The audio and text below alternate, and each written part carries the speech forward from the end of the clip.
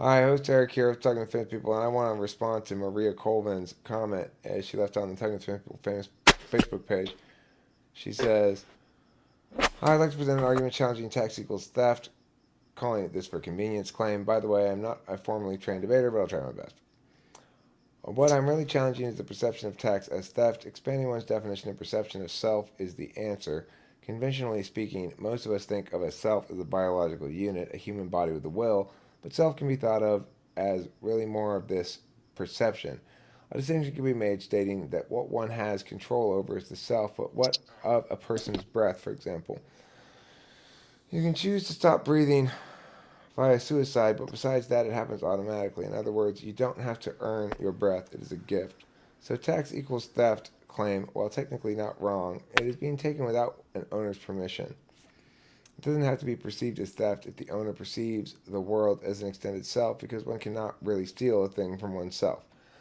The state sees tax as a necessary contribution to keep society stable because if all voluntary, it won't happen. But beyond that, the contribution benefits you just indirectly. Contributing to society benefits you because you are included in society. For instance, funds for educating the public in civics and debate can have a constructive effect on everyone and lead to more autonomy. This, therefore, benefits you as a taxpayer, and perhaps spiritually, it's good to practice not being so self interested. Now, I believe self interest is a fact of human nature, but humans show potential for altruism. And the point is to develop the altruistic side. I believe humans are both human and divine. It's a very spiritual idea, so I guess if you're a strict materialist, it's a lost cause. Anyhow, I'm very influenced by the writing of Charles Einstein and would love to hear your rebuttal. Eisenstein. Also, maybe the tax equals theft stance has something to do with the concept of existential terror, aspiration of ownership, existentially insecure, taking without volition, objection, lack of fear, lack of control in life. Okay, well, first let me say that I would point out as my first rebuttal to this, and I'm not necessarily going to rebuttal the notion that tax is always theft. I'm not saying it necessarily always is theft. I understand there may be some necessity for some taxation. It's a difficult line to walk as somebody who believes in negative rights because once you start compromising on the basic position of it, it's easy to become a principled axiom.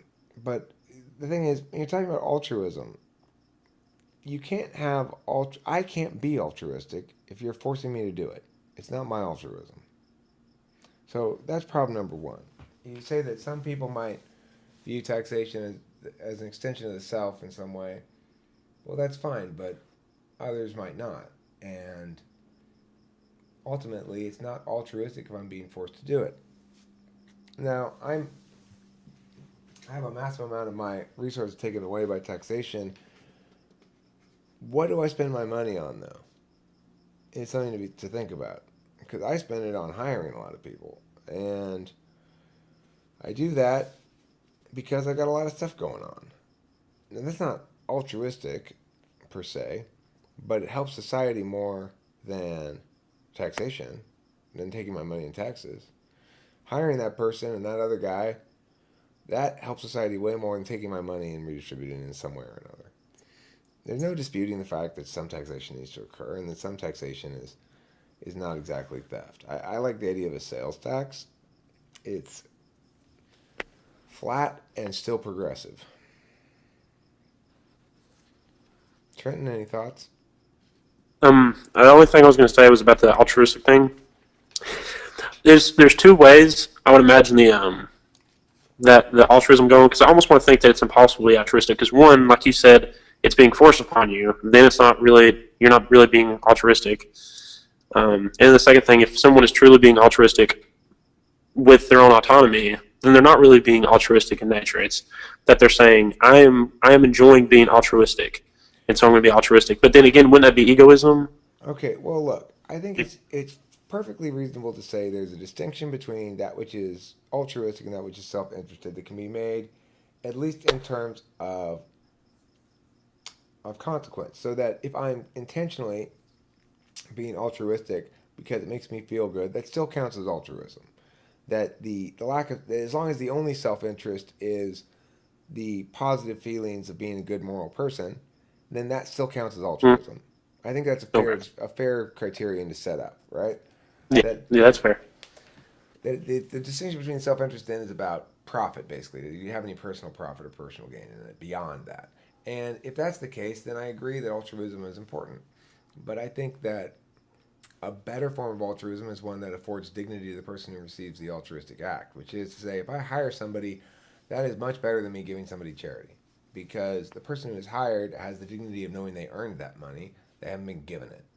And there's something reductive in nature about charity, that it turns the person who is the recipient into to a lesser being. And no matter what the intention of the giver is.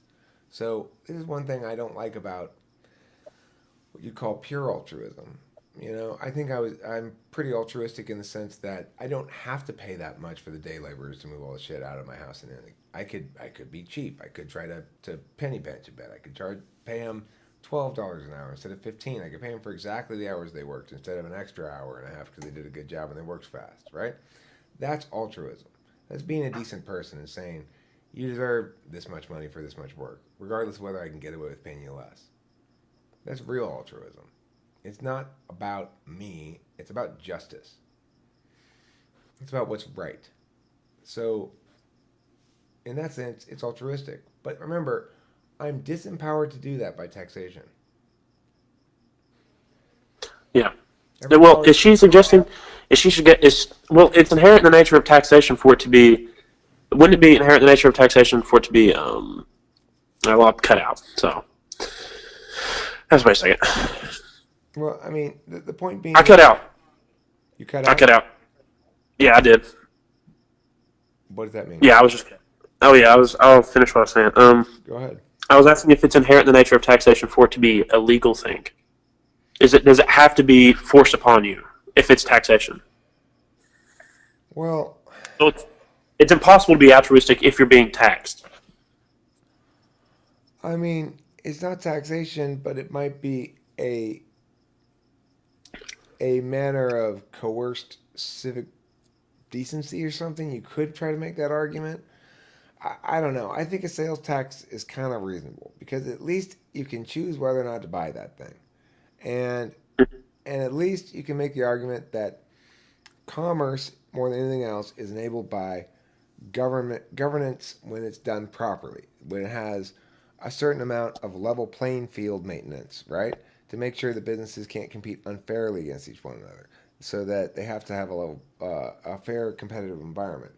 That they enforce civil liability, that they enforce criminal liability for rights violations. All those sort of things that the government does, that they ought to do assist in the management of commerce. And so it's reasonable to say there should be a sales tax.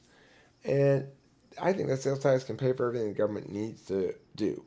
To the extent that it's doing stuff that's not infrastructure or minimum necessary military, I've got a problem with it. It's not what they should be doing. A little bit of environmental regulation, a little bit of marketplace regulation, physical infrastructure, and a little bit of defense. That's it. Okay, and then another thing on fairness. I mean, in not fairness, but taxation. I think taxation would be perfectly fine if the people, like you said about the sales tax, you have the autonomy about am I going to buy this thing, and I'm perfectly aware of being taxed for this object. If there was some kind of political contract where everybody was just before you do this or that, you are definitely going to be taxed for this amount. And if we decide to tax you any more than this without receiving your say so that it's okay, then the people who are taxing you more are now playing the game unfairly. Therefore, they're committing an immoral act, or they're doing something legally wrong for playing unfairly. If everybody signs a contract, so to say, that they're perfectly aware of the taxation that's being put upon them, then it's fine. But if the people who created the contract in the first place violate it But you're never going to without, get unanimity, right? You're not going to get everybody agreeing on this tax. Some people are going to disagree on it. The notion of a tax is that everybody chips in for a common good.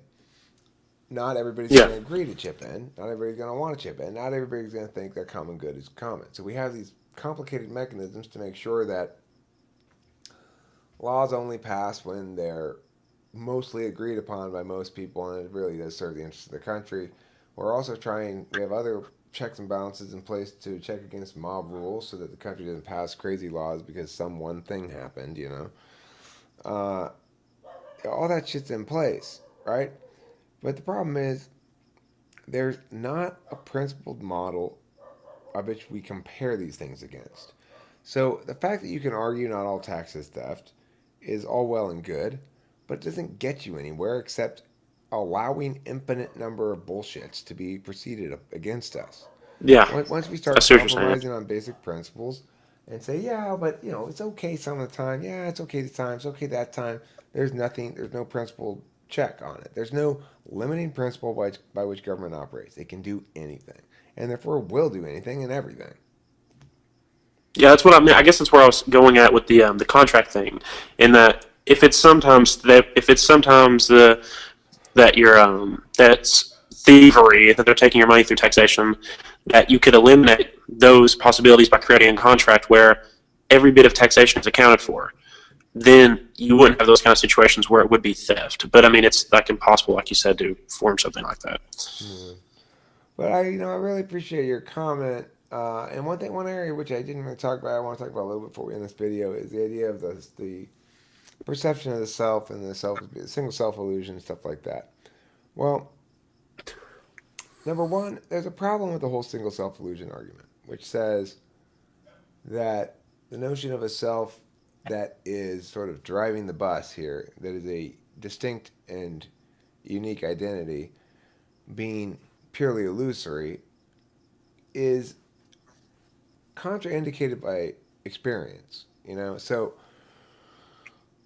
even if it's not permanent, and even if it's not codified into something rigid, it doesn't mean it's not a single thing. It's a single closed system of sorts, semi-closed system, which is it's closed in its means of processing, but subject to its own reinvention.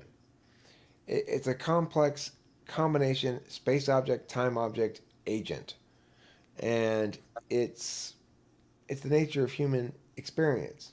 We are singular in our bodies. There's no disputing that. Our consciousness is comprised of time objects that are clones of lots of different entities, lots of different people. Part of me is clones of HTShirks saying this or that are stuck in my memory that I will reference occasionally as free associations linked to them. That unique combination of both cognitive processes and experiential uh, data comprises a distinct individual whose distinction is irrefutable on some level, even while we can mush those boundaries to make it seem as though a more relativist, non distinct, non objectivist understanding of the self is tolerable. It's not. Not logically. We can't do anything with that. You're destroying meaning. And that's one to grow on. HTShirks, any last comments? Um, the idea of the self. Yeah. Well, I would think the only way to discern that there are certain qualities exclusive to you, which would make you like the true self, would be to have an objectively verifiable thing to prove that there is something you have that is exclusive to you. But there's really not. It's impossible to create anything separated from. You cannot think of anything. Here's a task. Try to imagine something. Try to think of something not born out of some kind of sense experience. You can't do it. Therefore, any It's human the can do it. opposite, HTShirks. Try to think of any component of the universe that's not part of your observation. I can't. Therefore, you are But that's distinct. not exclusive to me, Perhaps though. That's your you perception are as not well. only distinct, but you are perhaps all the universe. But what I'm trying to say is that those, like if I died, this myself is gone, but these objective qualities that I perceive in my head are still there. So Well, you perceive them to persist after your death because you've constructed a universe within yourself where such meaning persists after you're gone. There's no way to verify that. It won't matter to you. That universe will have completely collapsed, or it will have transitioned into some new universe that we don't know about called post death. The fact that you internalized this set of rules that says the rest of the universe persists outside of you is a convenient, necessary foundation upon which we have to operate to exist meaningfully. but it's no more true than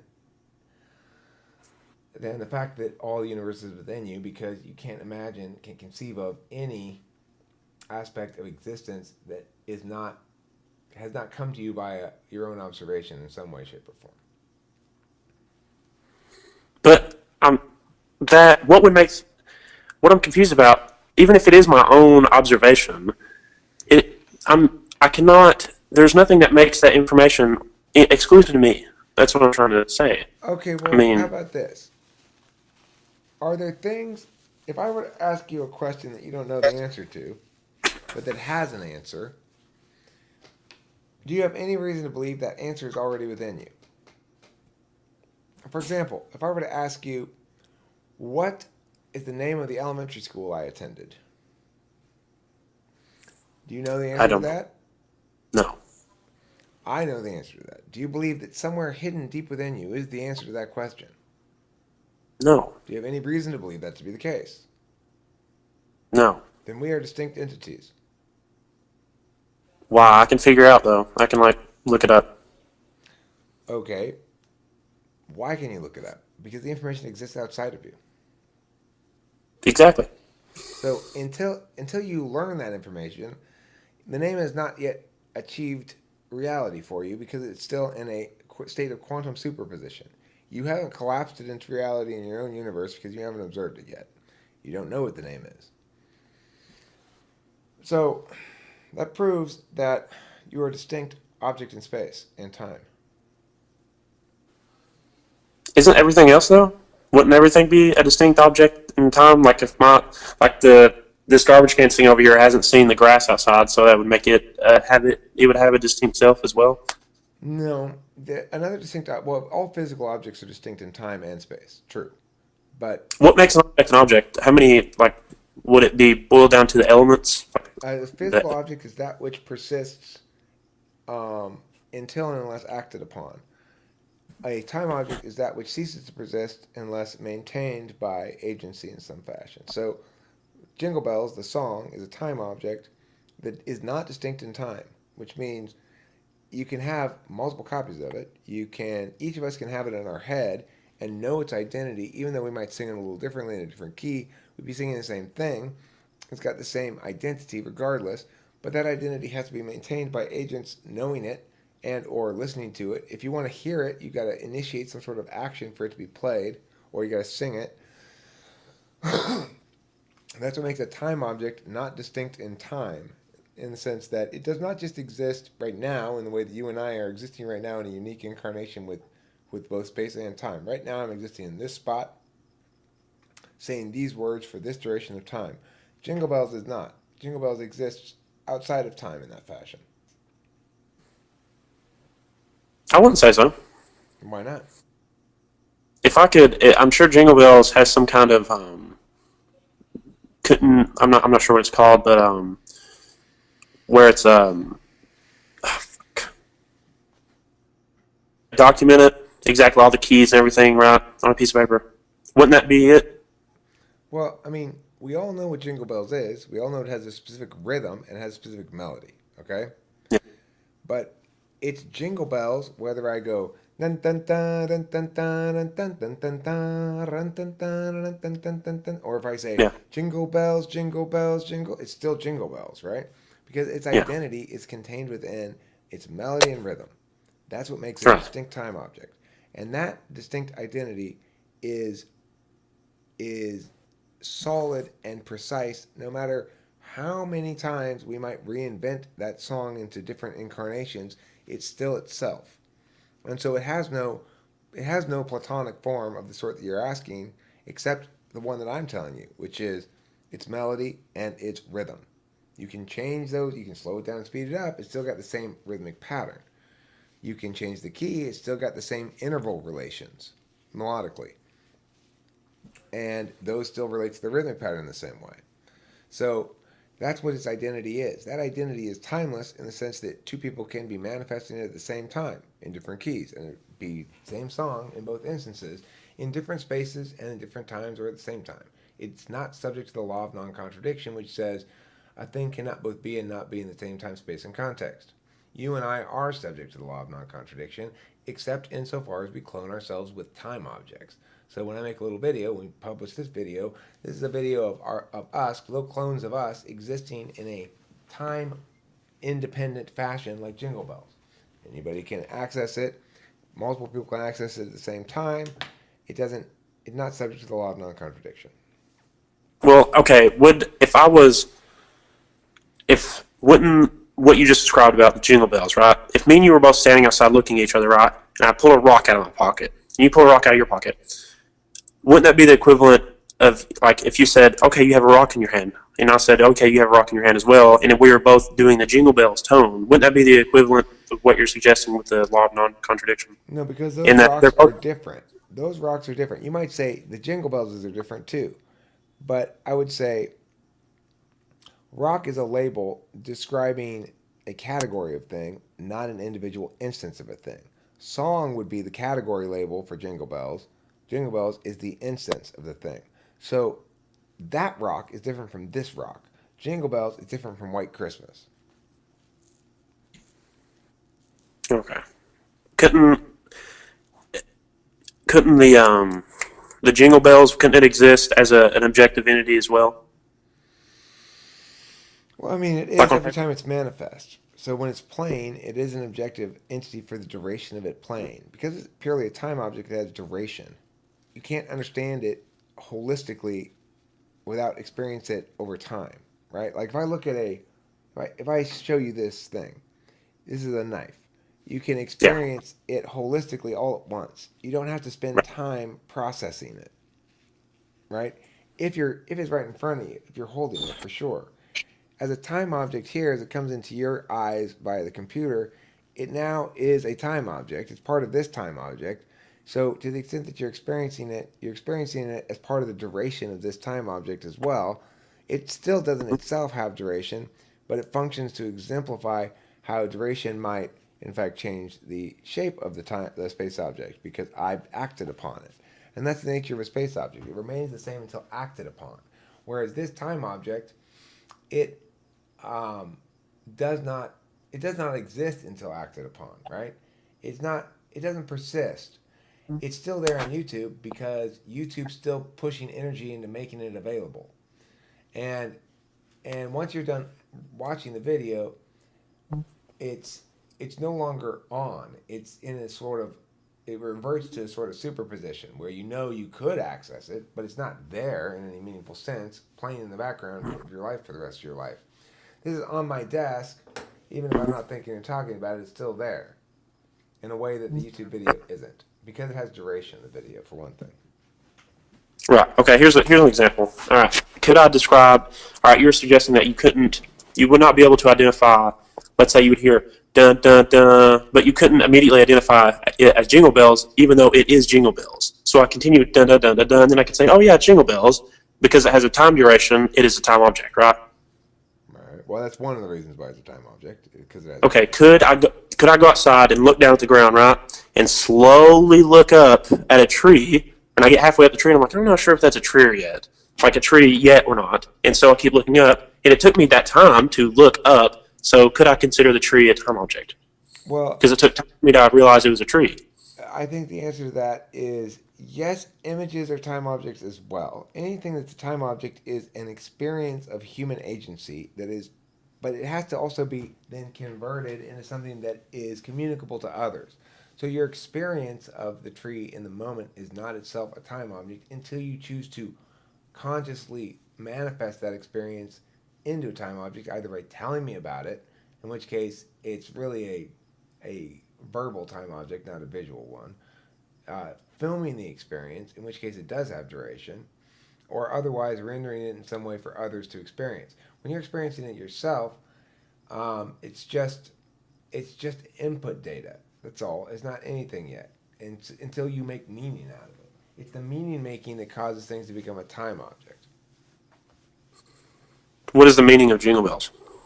Like what is a meaning quality of it? Well, I mean, with music in general, again, the meaning is not contained within the object itself. The meaning What I'm trying to is identify here is the difference between the sense perception of hearing a song and seeing something. okay. The Well, difference between there's,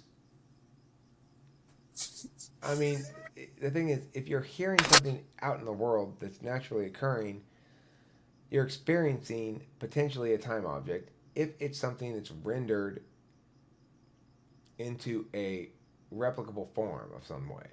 If it's not replicable, like the experience of you looking up slowly at a tree, it's only a time object insofar as you've intentionally done that. You can't extract intention from the equation because that's what observation's all about. It's about making note of things that you're it's attending to things as opposed to simply experiencing them. To experience without attention is to create no time objects. Okay, I had an example, but I forgot it. Crossed. All right. Jesus. All right. Here's an example. Okay. I'm trying to create a sense, like a visual sense a visual sense perception that requires time duration, or come with one. So it would. Is it possible for something visual to be a time object? Sure, I mean, this video could be a silent movie. It would still be a time object. It would have duration because it's showing visual experience it changes over time. But the thing is, even if it's a still image or a painting or something, it's still a time object because Mm-hmm. it's just that the duration is very quick. So if I see a picture of a fish, my experience of it immediately is to think I know what it is. It's a fish. Then I might choose to look more carefully at it and realize, oh, it's trying to convey some other subtextual meanings and stuff like that. At that Yeah. point, I'm really starting to experience it more as a time object. And I understand that there's duration involved in looking at a picture or something as well, even if it doesn't feel like it. So, yeah, that's a time object too, for sure. Anything that represents a clone of human agent's experience that has been rendered for the purpose of communicating that experience to another human being is going to be a time object. All right. Having one more example. Okay. Let's say we took this video, we took every frame of it, and we created a picture out of it, right? And we're looking at the video as just a bunch of frames. It would just, like you described just then, it would just be, at this point, it would no longer be a time object because I'm looking at a bunch of different frames. Or would it be a time object? It would still be a time object, and the meaning you would generate out of it is, why did they break this video into a bunch of different frames? What am I supposed to glean from that? How am I going to experience this video as a bunch of frames? It's got no audio, presumably, at this point. So, unless you've got the audio playing like a background sound to a bunch of frames, in which case, you're just supposed to interpret the frames as meaning this video occurred, but we don't have the video of it. But we have this instead for some reason, and here's the audio. It's like one way or the other, you can't avoid the fact that anytime we are rendering our experiences into semi-permanent form by way of making a video, by talking and recording it, by making a song and recording it, by writing an essay, by writing a poem, by writing an email, any sort of thing like that, we are rendering our experience into these semi-permanent clones of ourselves that have to be initiated by another agent to have real existence. So that photo I took on my vacation is meaningless unless and until some other agent accesses it. Then they make whatever meaning they're going to make out of it. I don't have any control over that. No matter what I intend the meaning to be, the individual consumes it, makes whatever meaning they're going to make out of it because they've got their own unique set of cognitive functions and own unique set of life experiences with which they associate the thing and draw their own meanings. All right. So what is this? What were you even talking about? The idea of the self, right? Yeah, the idea I'm trying. of itself as a non-distinct thing, and I'm saying, yeah, it is distinct, but it's just Oh yeah. complicated. I feel like there's a way of proving that there is no such thing as the idea of the self. Well, you can't prove there's no such thing as the idea of the self. What people try to prove is that the idea of the self is an illusion. What I'm suggesting is, like, everything everything I see, everything that exists is still existent whether or not I exist. And any interpretations I have of it is me interpreting this and combining my different sense experiences into some kind of whole, into some kind of new object within my head that I give a new name to. And it's still all created from some kind of sense experience that really has nothing to do with me. Well, I mean, that's the interpretation you've chosen to attach to at the moment. But the fact is, you assume these things are objective. I assume that this knife's still here because it's persisted the whole time. It could just as easily be it re-rendered when I looked down at it. That the universe is being rendered by each of us independently. That we're not sharing a single universe, but that you're rendering your universe and I'm rendering mine concurrently, like a massively multiplayer online role-playing game. We don't all go and join this shared space on the server. We each render the game independently on our own computer, right? Right. It makes more sense to imagine the universe works like that. That I'm rendering the universe around me as far as I can see and hear and stuff like that. That's the universe that I'm rendering, and that you're rendering it concurrently. And if we come into each other, we see each other in the game. It looks like we're sharing a single space, but we're actually rendering it concurrently on our own computers, right? Right. Reality might very well be like that, rather than us Okay. sharing a single rendered reality. If it is us sharing a single rendered objective reality, it would seem to me to necessitate God, because it's got to be a grand observer who keeps things real by observing them when nobody else is observing them. Okay. Wouldn't that invalidate like all the laws of physics and stuff, though? No, it would seem to be necessitated by the fact that, at least at the quantum level, shit doesn't collapse from superposition until it's observed. And if we imagine the world persisting beyond our immediate experience of it, that we're not rendering it while we're experiencing it, that it exists even when we're gone, and it's not rendered by individual people, but it exists absent and independent of people, then there has to be something or someone to observe it, to render it, to collapse it from superposition at a quantum level. And that someone would have to be a grand observer who observes everything at the same time, namely God. So you really got two choices in understanding how it is that the universe collapses from superposition. Either we collapse it independently and concurrently, or God collapses it.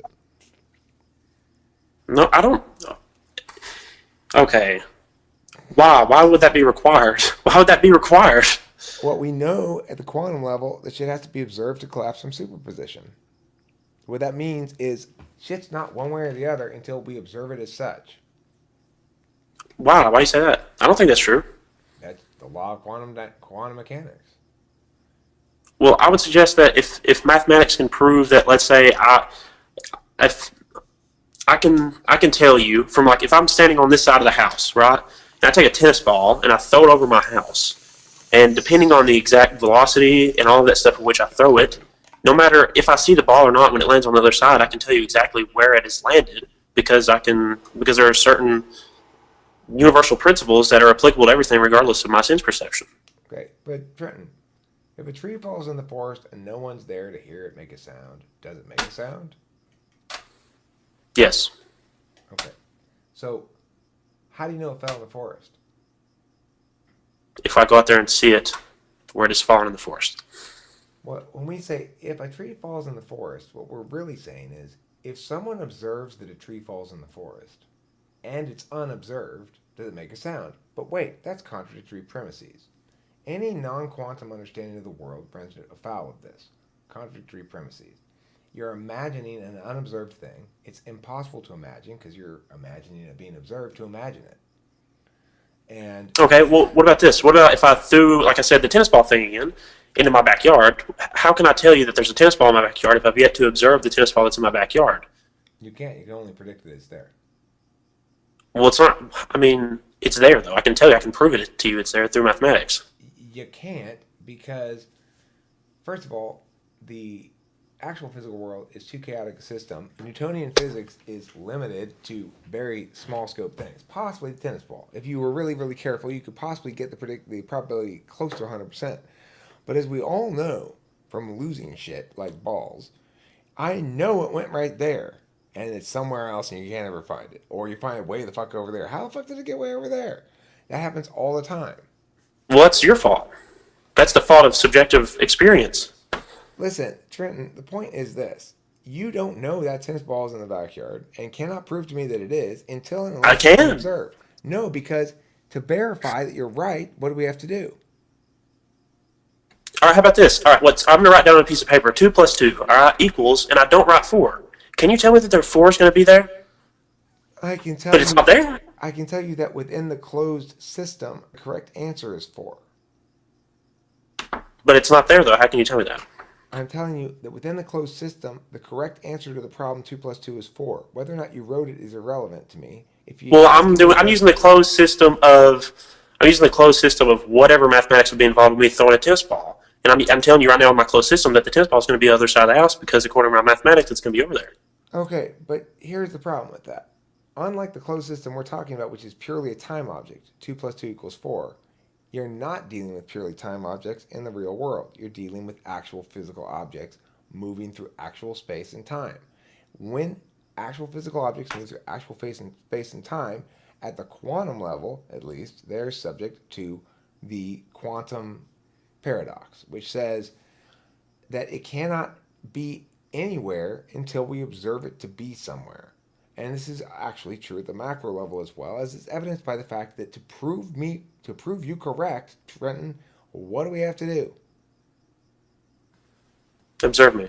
We got to verify it.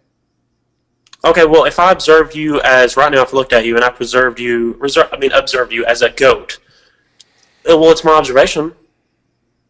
I mean, It's isn't that not correct? though. It's Yeah, it is it's too.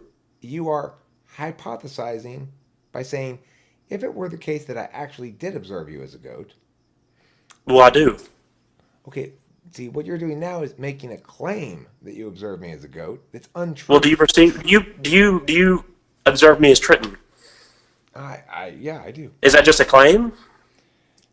It, it's not. See, this is why we can't divorce intention from truth values, because I'm not making the claim because that's not a point in dispute, and neither is in dispute whether or not I'm a goat. You are making the claim to prove a point, and that point is why the claim exists. So when we evaluate its truth value, we can't separate out your intention from time objects have their own kind of quantum paradox in that regard, and that's different though. But that's a different topic, and I don't want to segue into that because we have to make the distinction.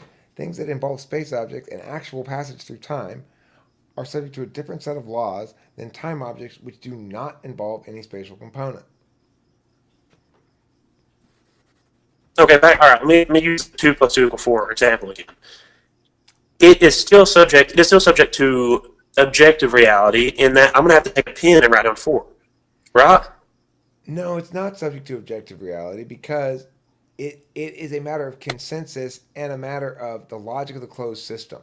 So mathematics is a closed system in which, just like grammar, I might say, in this sentence, comma, Eric is the subject of the sentence. But What I'm saying, I'm no longer talking about mathematics. I'm talking about just 2 plus 2 equal 4. For me to write down that 4, I'm going to have to use a pen. And if you ask somebody who is you writing, don't and need to let's say write we're it watching a down video, for it somebody, to. You don't need to write it down for it to be the correct answer. I know that, but it's can you predict that human is going to write down 4 for that answer? I mean, you can predict that human will go along with consensus on the nature of the closed system of mathematics, or you could And predict write down that that 4. human doesn't understand math well enough to go along with consensus about how it works, and thus will guess and write down maybe a wrong answer. You can make those kind of predictions. Well, Sure. wouldn't that be a fallacy in subjective experience rather than objective experience? Because objective reality proves that the answer would be 4 on the piece of paper. No, it doesn't. It proves that the correct answer is 4 according to the rules of the closed system and consensus about those rules. It doesn't prove anything about what's going to be written on the piece of paper because that's a separate question.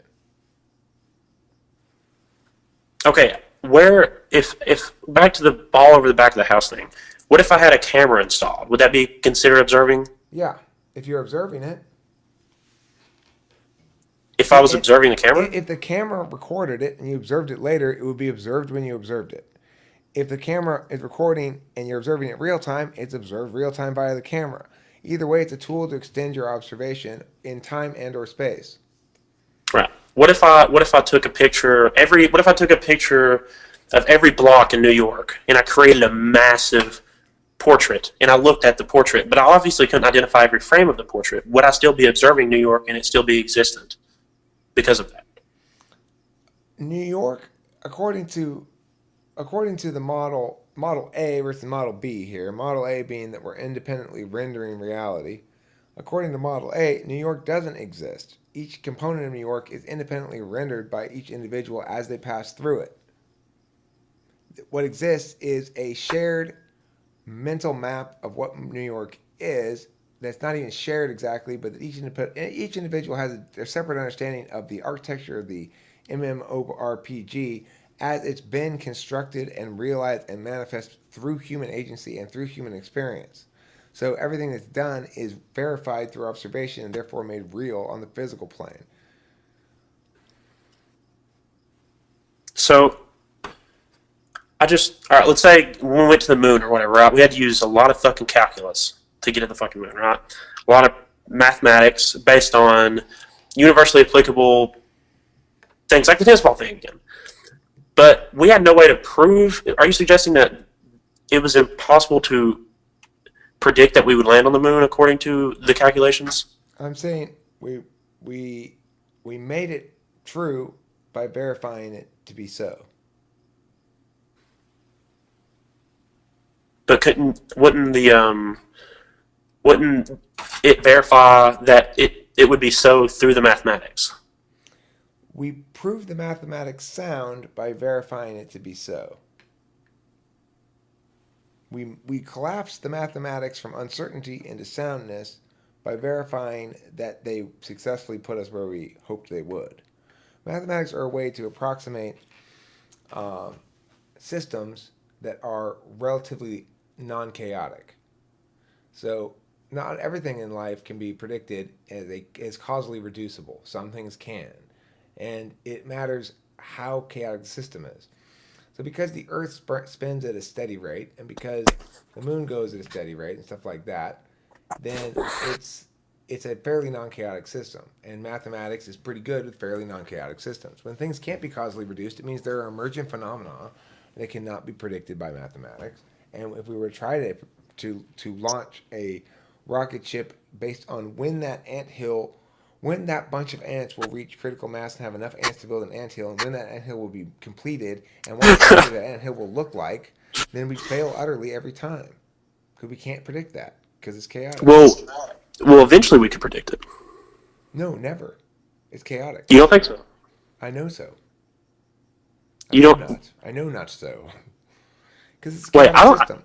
It's like weather. So It doesn't matter how many data points you have. You have every centimeter of Earth calculating data points. You still can't predict weather more than a couple weeks out. It's a chaotic well, that's system. just that's a failure on our part. No, it's the nature of the system. There are lots of systems that are chaotic.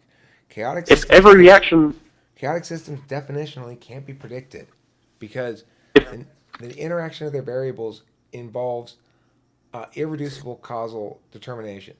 Like human beings can't be accurately predicted, not because we don't know enough variables, but because they have randomness built into them. Consciousness includes a randomization factor that makes it impossible to predict behavior. It's chaotic, and the phenomena are emergent from a interaction of a bunch of chaotic systems, and it can't be predicted. hmm. Well, how does that help the idea of the self? Well, I mean, that's why we have chaotic systems because agents are non-predictable because they're distinct selves with distinct sets of interest and the ability to metacognate, which means they're not subject to the rules of a closed system. We are semi-closed systems, which is we can both be influenced externally and we can decide to influence ourselves internally. That makes us incredibly complicated beings, but it makes us distinct beings by definition because we have an inside and an outside. Inside, outside. That'd be your Right. brain. We can metacognate. That's why we're distinct beings. Well, couldn't a squirrel metacognate as well? Well, a squirrel's a distinct being as well. Hmm. Okay, here's another thing about the observing. So nothing is real until we observe it, right? Uh, Nothing's determinate until we observe it. It's in a state of uncertainty. It could be X or Y, but it's Well, how not. do we prove It's it? not anything, right? It's like, is the light on or off? We don't know until we observe it. Well, how do we prove it? How do we prove what? Whether or not, like, because you said that if we observe, like, if I observed you as a goat, why would that be valid? Why would that be invalid compared to you saying that you're interpreting me as Trent? Okay, so if you, the difference again being you're not actually observing me as a goat. You're claiming to observe me as a goat. So Well, you're claiming to observe me as Trent. I'm not. I'm answering your question. Okay, that's different. I'm not disputing that you are Trenton is not something I'm disputing, nor is it something you're disputing. That I'm a goat is something that I'm disputing, and it's a Why? claim, and it's a claim that you're making in order to make an example of how observation can't possibly be the thing that I say it is. But what I'm saying is you're not talking about observation, you're talking about observation. So you're right. People can make false claims about observation. That's not the same thing as observing. Well, what's observing? It's the thing that collapses things from superposition. Well, I'm collapsing you from superposition to a goat. I mean, you would be doing that if you were observing me actually as a goat, and that would be an example of time magic. If I can convince myself to observe you as something else, and thereby convince everybody else to observe you as that thing, you will actually become that thing. Well, if you're suggesting that what I'm doing is time magic or wrong or something, why is it wrong? You're not doing time magic because to do time magic, you'd have to actually believe I'm a goat, and you'd have to I convince other do. people that. Well, look, you may be convincing in your claim that you believe it, but you don't actually believe it because if you did actually believe it, then you wouldn't be talking to me because you don't talk to goats. Well, Now, goats. Well, this goat's apparently talking to me. I don't understand either. It's you, weird. you I can don't make know. that argument, but increasingly it becomes obvious that your claim is not one that you truly believe. Now, if you did truly I believe it, true. but even if you do truly believe it, it's not enough. You'd have to convince others to truly believe it in order to turn me into a goat. If you can convince everybody to truly believe it, I would actually physically become a goat. That sounds so goofy. It's true though. It's 100% true. Jesus. All right. Well, go back to what I'm saying. Christ. But do you think that you're not a goat? Um, I observe that I'm not a goat, and your Why? observation is actually a claim. That's the difference. Why is your observation not a claim? Well, because it's not an argument. Well, I'm not. I didn't say I was arguing. You said that you're not a goat. Apparently, you've observed I yourself and you didn't said you're say not a that. goat. I said I observe that I am not a goat. I don't claim that I'm not a goat. You claim that you observed that I am a goat. If you actually observed that I was a goat, you wouldn't need to make the claim. I observe that you're a goat. Congratulations. Good job. What do you observe yourself as? Well, I observe myself as a non goat, and I'd point out that if you were right in your observation, I would observe myself as a goat as well. Oh my God. Well, I don't think you're right in your claim because if you were right, then you would identify yourself as a goat. But Yeah, I'm but you wrong. see, here's the problem you face with this line of argumentation. I'm not. For for you to be right, we have to agree. Okay. Well, nobody's gonna be right then because I don't agree with you being a human. For me to be right, you don't have to agree. For you to be right, I have to agree. That's the problem you face. I'm just suggesting that if everything's about how we observe it, then I could say I'm observing a unicorn right now in my room Not right enough there. for you to observe it that way. That's not effective time magic. You have to get everybody else to observe it that way as well. Then you've got time magic. Okay, well, let's say somebody's in a theater, right? Somebody who shot up a theater. Okay, and he's sitting there. He gets up, he shoots everybody. And when the police investigate him, he's like, "Oh, well, I interpreted or I observed that there was every one of them were claiming they were going to kill me." And they were like, "Okay, yeah, I saw your line." But then they would say, "Well, how? I mean, who was Because there to observe me to tell me otherwise?" because we default to an observation that deaths are intentional deaths are unjustified, and we default to an observation that the person claiming otherwise has the burden of proof. This is part of TI. It allows us to dictate how observations are considered legitimate. And our consensus regarding those logical structures is one way in which we constrain the universe changing power of observation. Okay. What was I about to say? Christ. All right. So it has nothing to do with observation then. Actually, it has to do with proof. Now, like I said, consensus constrains observation in a number of ways, and it's what also empowers time magic. That's why if you could convince everybody else to perceive me as a goat, I would actually physically become a goat. All right. Okay. Well, if you physically became a goat, but I mean, you're not actually a goat. I would be if everybody perceived me as such. That would be a fault in everybody's subjective experience then. No, objective experience would change to match their perceptions. So goats would become humans. No, I would become a goat. It's that simple. But what is a goat? Well, it's a four-legged creature that's got hooves and eyes that go sideways like this, or I'm sorry, up and down instead of sideways, and goes and stuff like that. Goes. What about what? Okay.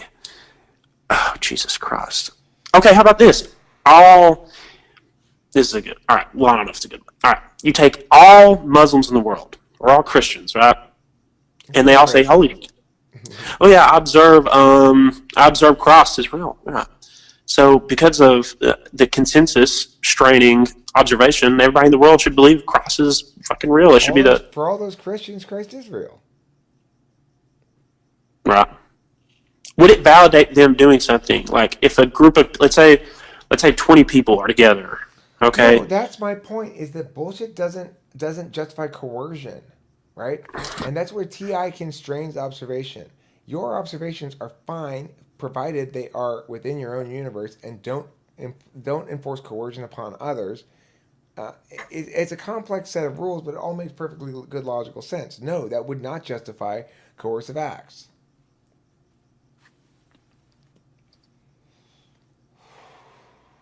It nothing exists. Only what we observe exists. Is that what you're suggesting? I didn't say that. I'm saying our observation determines the nature of things, which is a little different. Okay. That supports the idea of the self. That our observation of things determines the what of the self, the nature of the The self, or nature the of nature of things, the nature of the other, right? That observation manifests things, not us. And when we manifest it, there's a certain amount of now you have to acknowledge it too, especially if it's in the physical world. So when we're creators and we create physical objects, we we compel our reality onto the world in a certain way. And those physical manifestations, then my observation of its existence persists in a way that when you encounter it, whether you are aware it's there or not, the fact that I'm aware that it's there means that it's there. And that means it's there for you to encounter. Then your awareness of it makes it more real, doubly real. And to the extent that something expands and people's awareness of it increases, it becomes observed by more and more people, it becomes more real. That's why it's possible for you to change me into a goat.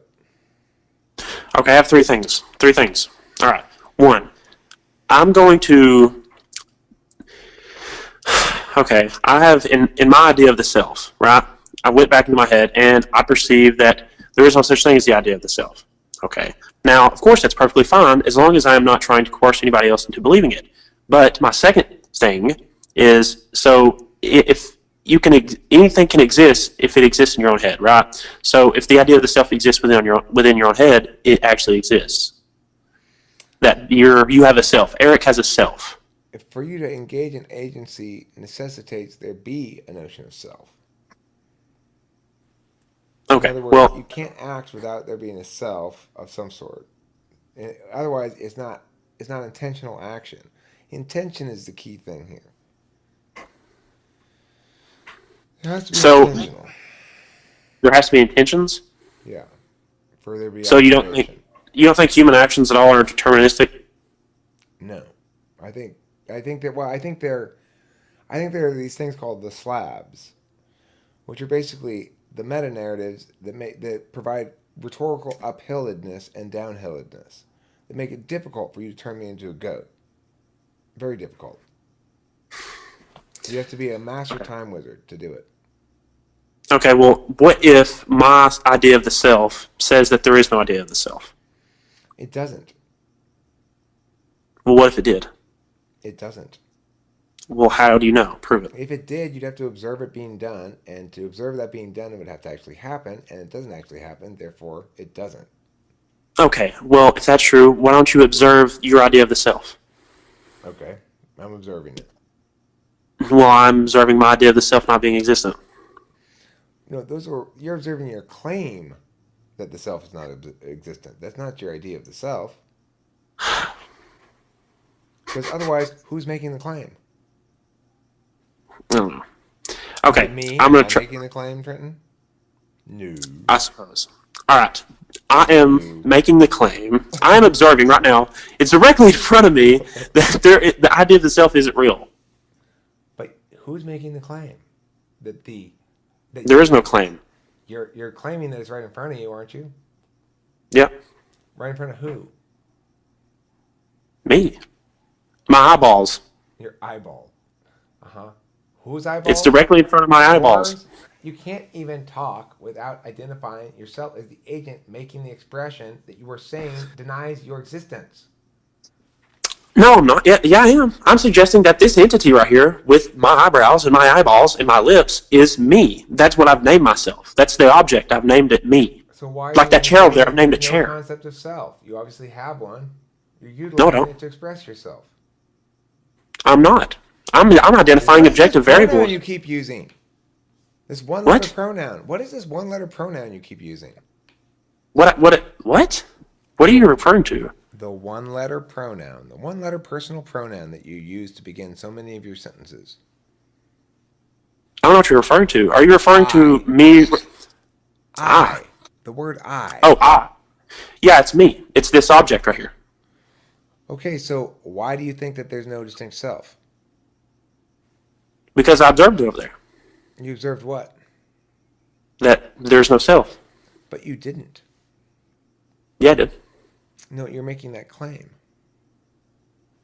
You're saying, I observed the claim that there's no self. That's different than observing that there's no self. To observe that there's no self makes no sense, right?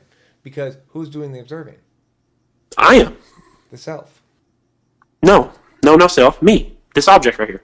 Okay, so then is that object right there somebody other than you?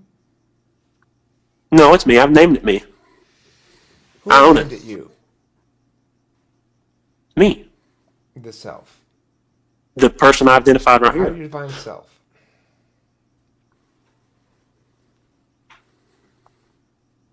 Did you ask me a question? Yeah, how do you define self? Something embodying traits that are exclusive to them. Is your distinct physical object a trait exclusive to you? Me? Is your distinct physical object, called your body, a trait exclusive to you? No. So other people might be in that body sometimes. Yeah, other people might have these kind of features. No, I don't mean a similar body. Remember, objects are subject to the law of non-contradiction. No two things can both be and not be in the same time, space, and context. So I'm saying, is sometimes that distinct physical object occupied by somebody other than Trenton? It's possible. Has it happened? Not yet. Okay. So if you are able to distinguish between one entity occupying that body and another, then these entities are distinct. And that means necessarily that one of them is the self, if you are this one you call I. You can embody me, which is me. When I say me, I'm referring to this physical embodiment here. Like you. I cannot be no, your body. Yes, you could. I could saw my face down the middle, and you could get inside of me, and you could do all the shit I just said. I mean, you could easily be me. You could tape my face over your face. You'd be me. That's equivocating on the point of my consciousness actually entering your body and controlling your physical motions. That's different. No, I'm suggesting that your physical body is now has my face that's been cut off over it. So it is now Eric, me. All right, Trenton. Well, the thing is, what you're trying to dodge and what's unavoidably true is that there's somebody making these arguments. Now, you may Me. try to define that as distinct from the self, but any such distinction is arbitrary and false definitionally. You know that to be the case. Also, you No, don't no. believe these claims because if you did, you wouldn't be speaking because you wouldn't be a distinct entity. Now, I'm the not a reality distinct is entity. you're predicating these arguments on the fact that your body is somehow distinct from yourself, but your I would body not is be a not the distinct one entity. I expressing would. ideas, Trenton. Your body is not the I, one expressing ideas. Your consciousness is. And you and I well, both know and are fully aware of the fact that your consciousness is distinct from no. mine. I've proved it. You've not answered my point about consciousness changing into bodies. You've talked about slitting your body open and sticking my body inside of it. That does not address my point. It's non responsive and it completely defeats your position. No, okay. I'm gonna tell you why I'm sitting here talking to you and how I'm able to give you ideas without a consciousness. And it's that I have a need. My entity, this object, would no longer be existent if I did not socialize and I did not eat food and I did not Entity talk. distinct from self Otherwise, I would how? become. Huh? Entity distinct from self how? This. I'm just. What are you referring to? What? You're saying your entity is distinct from Yeah. yourself. How? There is no self. How is your entity distinct from the self that is not existent? It's not. Okay, so then your entity is a synonym for self, isn't it? No. Yes, it is. You can't draw a distinction between the two. They're the same. I am Trent. I am an object, and this Trent object would no longer exist Draw a unless I distinction between the word entity and the word self. You used the word entity. Draw a distinction between the two words. entity. It is an object with traits that I have exclusively identified to be things that are under the definition of Trent. Distinguish that between the word self. What does the word self mean that is different from the word entity? The self is something embodying traits that are completely exclusive to it, that are not objectively verifiable. Nobody defines the self like that. Well, okay. You're arguing against the straws to straw men. That's not what self means. You know that's not what self means. Your What definition of does self entity, mean? even crafted to avoid distinction, to allow you to distinguish between self and entity, has failed to do so. Okay, what does self mean? I'll go with your definition of entity. Now, you make a meaningful distinction between the two. Between entity and self? My definition of self, as your definition of entity being the same, is perfectly reasonable and within the bounds of general consensus about what the word means. Now, you're trying to draw a distinction to say that there is no self. Draw that distinction in a meaningful way. You failed to do so far. The self is something embodying traits that are exclusive to it that are not objectively verifiable. So you're defining it as non objectively verifiable, correct? The self, yes. Okay. So I disagree with that definition. I think that definition is begging the question.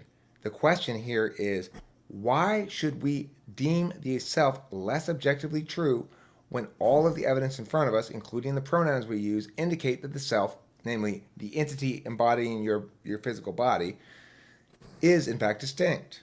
You're the one making the claim of this contrary to evidence is right in front of our face. You're using pronouns that refer to a self. They have an antecedent, the word they refer to.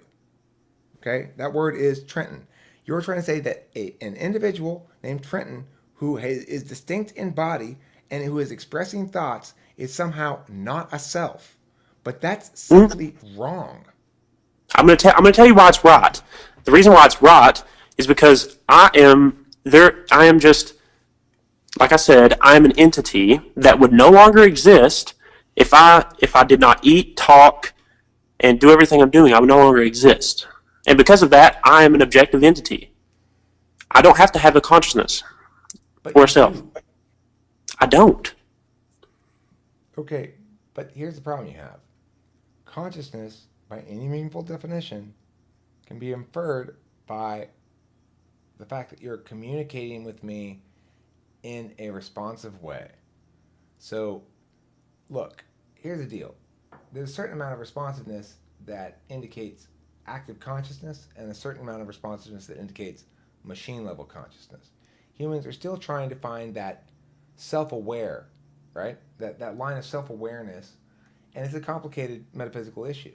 But the reality is you do possess self-awareness, and that is a distinct quality from things that do not possess self-awareness. You may try to claim you don't possess self-awareness. That doesn't change the fact that you're self-aware. How can you prove that I'm self-aware? I don't need to prove it for it to be true. What? You don't need to prove it for it to be true.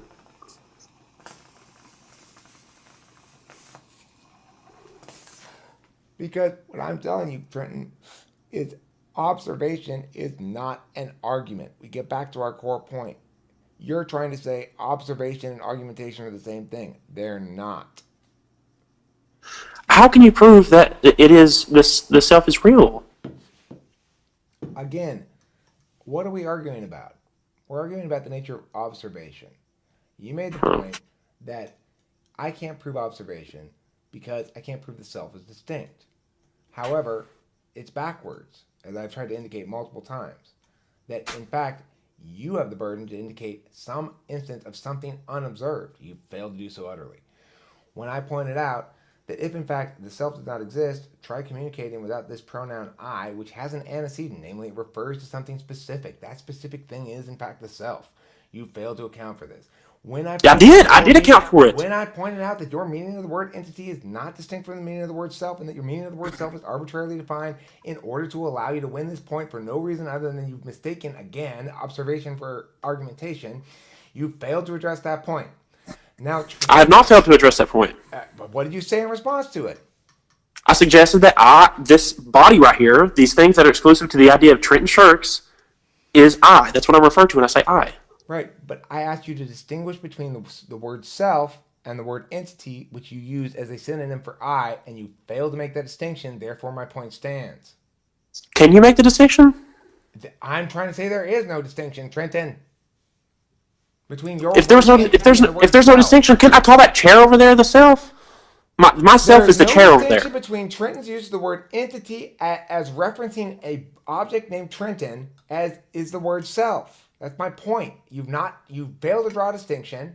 You've simply you could call yourself anything you want. You don't understand the difference between making a claim that's defensible or indefensible, and you don't understand who's making the claim here.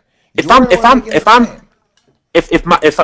I say entity, if I'm referring to the objective qualities of myself, and you're saying that entity and the self are synonyms of each other, then yes, of course, this is myself.